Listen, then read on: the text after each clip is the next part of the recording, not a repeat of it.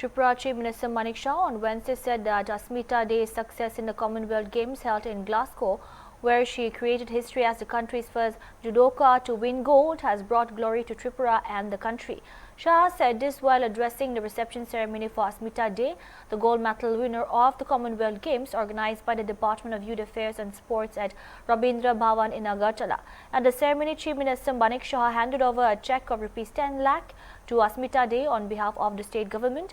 At the same time, a land allotment document was handed over to her family by the state government. Speaking at the ceremony, the Chief Minister said that till now, the people of Tripura knew Deepa Karmakar as the golden girl and were proud of her success. আমরা জানতাম এবং তাকে নিয়ে আমরা খুব গর্ব করতাম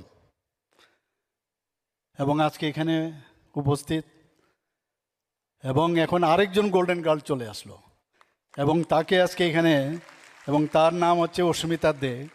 আপনারা সবাই জানেন যে কমনওয়েলথ গেমসে 2026-এ স্বর্ণপদক পেয়েছেন উনি।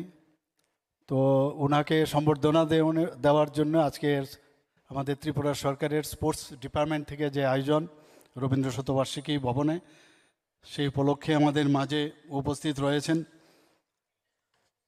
Shri Tinku Roy, honourable minister youth affairs and sports এবং অন্যান্য দপ্তরের, এবং বিস্তারিত ওনার আলোচনা আমরা শুনলাম। এখানে উপস্থিত রয়েছেন আমাদের আগরতলা মিউনিসিপ্যাল কর্পোরেশনের মাননীয় মেয়র এবং বিধায়ক শ্রী দীপক মজুমদার মহোদয়।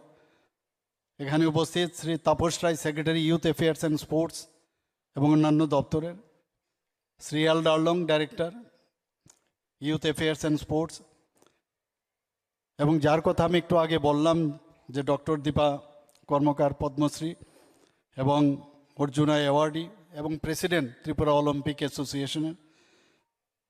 ও বেশ সুন্দর কয়েকটা কথা, কারণ তার অভিজ্ঞতার নিরিখে আমাদের সামনে রেখেছেন, এবং এই কথাগুলো, এই মেসেজগুলো কিন্তু নট ফর হারসেলফ, এই মেসেজগুলো নেক্সট জেনারেশন যারা আছেন তাদেরকে উদ্বুদ্ধ করার জন্য এই কথাগুলো বলেছে, এবং এটাই আমাদের মূল লক্ষ্য। আমার সামনে এখানে যাকে নিয়ে আজকে আমাদের এই বৈঠক,